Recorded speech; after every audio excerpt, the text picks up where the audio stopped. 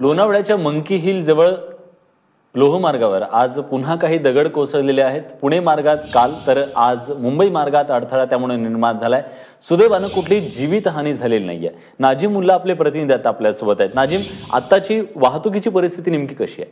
विलास, आत्ताची वाहतुकीची परिस्थिती जी आहे ती पूर्वपथावर आहे। मात्र ज्या पद्धतीनं हे दगड कोसळलेले आहेत आपण पाहू शकतो की किती मोठे ही दगड आहेत आणि त्या दगडांना काढण्यासाठी प्रवाशांनी अखेर त्यांना मदतीस धावावं लागलेलं आहे। प्रवाशांनी ते दगड बाजूला काढले आहेत। सिंहगड एक्सप्रेस जी आहे ती पुण्याहून मुंबईच्या दिशेने निघाली असताना मंकी हिल परिसरामध्ये जी आहे ती ट्रेनचा वेग जो आहे तो मंदावला जातो, कारण त्या ठिकाणी बऱ्याचदा दगडी कोसळतात किंवा जनावरही मध्ये येत असतात। त्यामुळे चालक जो आहे तो त्या ठिकाणी ट्रेनचा वेग जो आहे तो या ठिकाणी मंदावत असतो, स्लो करत असतो।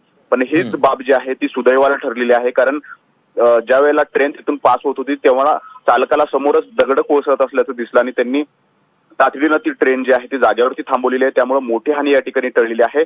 पुणे आणि मुंबई या दोन्ही मार्गावरती हे दगड जी आहेत ती मोठी दगड जी आहेत ती कोसळलेली आहेत आणि आपण दृश्यामध्ये पाहू शकतो की किती मोठे दगड जे आहेत ते प्रवासी बाजूला काढण्याचं काम करतायत आणि ही जो दगड पडलेला आहे तो पुणे मार्गावरती पडलेला आहे। जर पुण्याकडून ट्रेन आली असती तर कालच्या पद्धतीनंच आपण पाहिलं होतं की काल कशा पद्धतीनं हैदराबाद एक्सप्रेस जी आहे ती जवळपास 3 ते 4 तास जी आहे ती खोळंबलेली होती।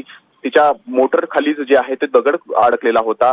सुदैवाने त्या ठिकाणी ट्रेनचं स्पीड कमी असतो, त्यामुळे अशा प्रकारच्या मोठ्या घटना ज्या आहेत त्या टळतायत। परंतु भविष्यात अशा प्रकारची घटना घडली तर निश्चित मोठी हानी होण्याची शक्यता आहे। गेल्या वर्षी पण अशाच पद्धतीने दगडी त्या ठिकाणी कोसळलेल्या होत्या, काम झालेलं होतं, परंतु पुन्हा जे आहे ते पहिले पाडे 55 अशीच परिस्थिती या ठिकाणी म्हणावी लागेल।